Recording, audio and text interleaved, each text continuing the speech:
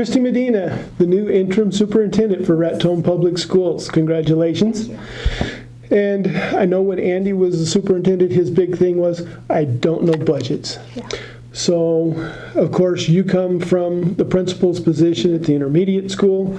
So the first question that's got to come up is, what's your financial education or experience within school finances? And how is that going to affect how some of the things that you do? Yeah. So I know a little bit. Just managing our own school budgets through the years, and obviously the ladies are teaching me quite a bit about it. So there's a lot more that I need to learn. It's constantly changing. Every time the PED sends down something new, there's always something to learn about it. So I'm going to be a part of a superintendent academy, so hoping to learn more about it and get a deeper sense of the budget and knowledge around it. Hopefully, I know one of the big things that you'd probably like to see within the finances is teacher raises or compensating the teachers a little better. I know I've heard some talk about teachers, leave Raton and they go to another school and they get a big pay raise. Right. And I'm sure, you often have to wonder, well, how does a big school not be able to pay their teachers as well as a smaller school does? Right. We're always looking at trying to retain our teachers, especially quality teachers, and ways to do that. So that'll be something that we look at going into the future, is just how are some of the districts able to do that and retain those teachers and provide comparable salaries that will keep them working in a rural community like ours with at-risk students. Yeah, I know, we've got a teacher shortage not only in New Mexico but nationwide, and you're having to compete with places like Texas, states like Texas, where pay scale maybe $10,000 to $15,000 more. We're fortunate right now because we pay a little bit higher than Colorado, so we're able to grab some teachers from over the hill or Pueblo. We've done some recruiting in Denver, and so we're hoping to grab some more from the state of Colorado, just because we pay anywhere from $10,000 to $12,000 more than they do. So that's very fortunate. Okay, now teachers, we've got several teacher vacancies. Exactly how many teacher vacancies do we have in the school? We have a preschool position over at Longfellow currently.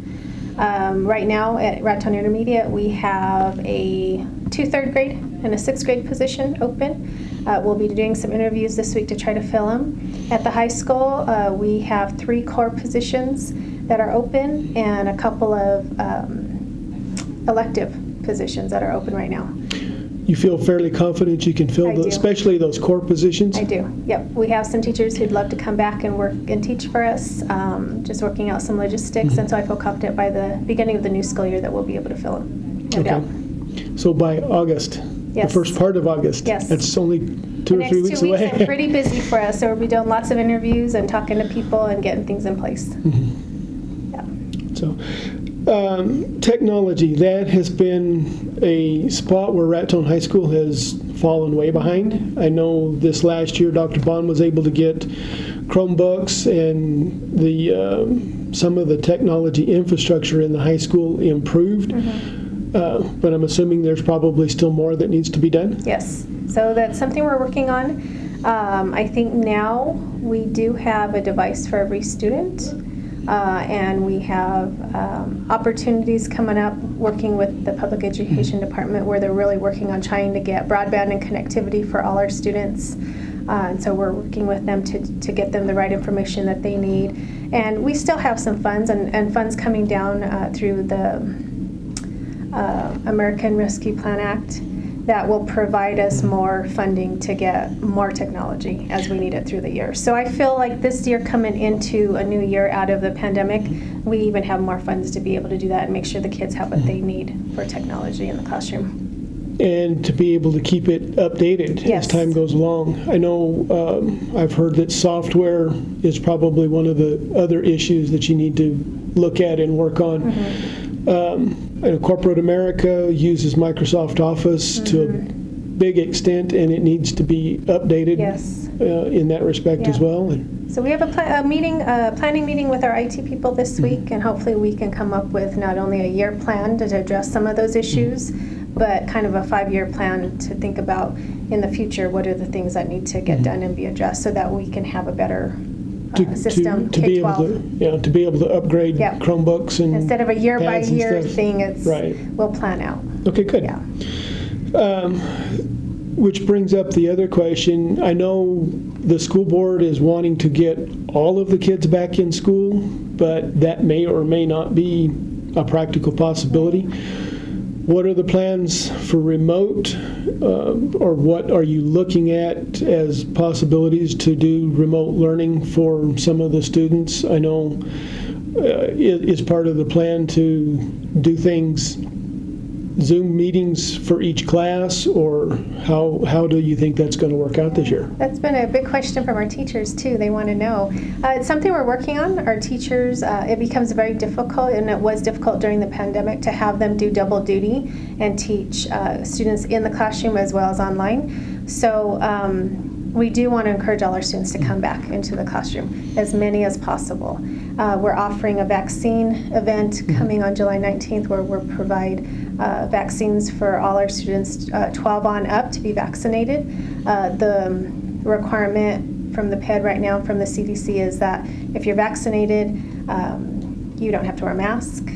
And if you aren't, then you still do continue to have to wear a mask and quarantine if you come in exposure with someone with COVID. So we still want to be able to provide our parents and our families with the opportunity to have some form of online option if they're still afraid to send their students back. So those are things we're planning on right now and thinking about. It will not be done by our teachers in the classroom.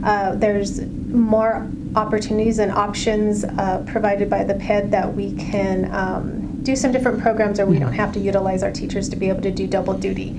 So we're kind of in the middle of planning that right now and taking a look at it, but it won't be provided by our teachers.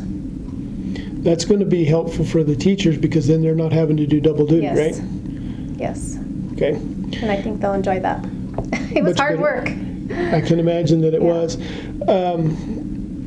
Vaccinations, how are you going to police students that have and have not been vaccinated? They'll have to give us a copy, a record of their vaccination card that we'll have documented and on hand. So those are the kids that we'll know and be able to identify they've had their vaccine or they haven't. Now our little ones, ages 12 and under, won't have that opportunity right now. So all of those students will have to wear their masks until there becomes an option for them. But for our older kids, they will have to provide us documentation of their vaccine. Okay.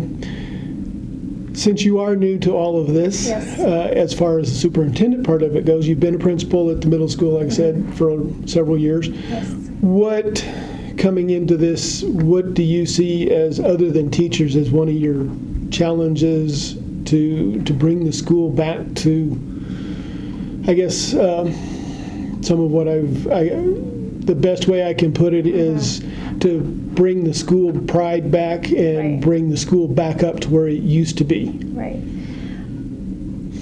Before the pandemic, I think we began to look at more ways to provide programs for kids, and then the pandemic hit. And so I'd like to get back to that. We need to be able to offer our kids a lot more programs than what we offer them currently. Anything from career and technical education to extracurricular activities. We just need to be able to expand what we offer students and families to be able to take. There's a lot of options out there.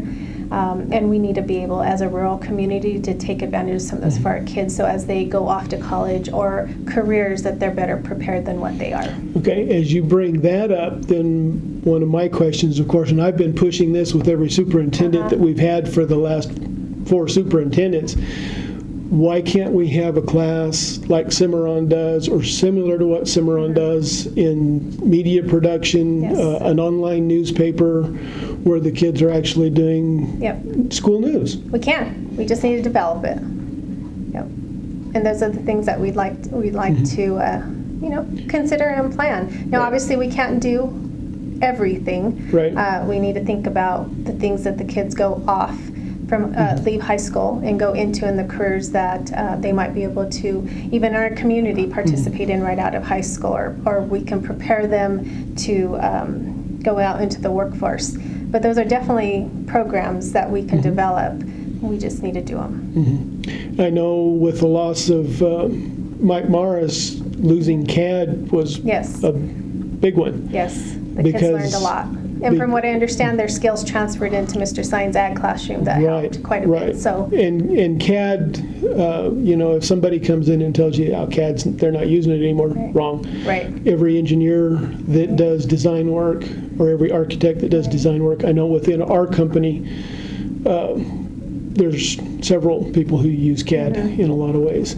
A lot of different ways, so that would definitely be one. Another one that I could see would be some form of basic electronics that the kids could get into. Yeah, because that's kind of the world now anymore, huh? It is. Yes. And IT would be one of the other technologies that would be beneficial because there's a computer on everybody's desk anymore. Right. Yeah. So. All great programs. We just need to do it and start planning. And how much of that can the PED actually bring into the school? Are there programs within their system that can be developed into what we need to do? Yes, oftentimes there's lots of opportunities and programs that they provide, grants, opportunities for us to write for the money to be able to start up the program, for supplies, materials, whatever the case may be. We just need to take advantage of those opportunities. We had 3 students last year participate in the drone class that they offered, and they were able to get their pilot's license, a drone that they can fly. And some of the kids have been doing some things out in the community with them, volunteer work, filming the supercross races, different things like that, just utilizing their drones. And so we need to be able to offer those type of opportunities for students who are interested in that they can go out right away and earn some money and if that's something they're really interested in, they can get more into it and make it a career. And they can carry that into the corporate world because our company has several drone pilots that do work for the company as well. So giving the kids more of those opportunities is what we need to be doing. Right. Which brings up grant writing. Do you have somebody who can do the grant writing? Do you plan on doing some of the grant writing, or what's the plan and what direction you plan on working with that? So a combination of both. I've done grant writing before, things for Raton Intermediate School, like our school garden and getting things going like that. So I'll continue to write some grants. We have Jolene Starr, she's our federal programs coordinator, and that's a lot of part of what her job is being able to write not only for the grants that are provided by the PED, but any other grants that might be out there that would help us boost some of our monies. Both federal and corporate? Yep. Yes. Very good. Anything else you would like to add as parents start the process of getting kids ready to come back to school? Because we come back to school, I think you said the 16th. We start the 16th, yes, it's coming by fast. Students back. We're excited. We're excited to have the kids back in the rooms again, bringing some sense of normalcy again after the pandemic. It was a rough year, and so we just want to be able to get back to normal and be with our kids again. And it's just an honor to be able to be in this position to serve our community. Okay. Good luck, Kristi. Thank you.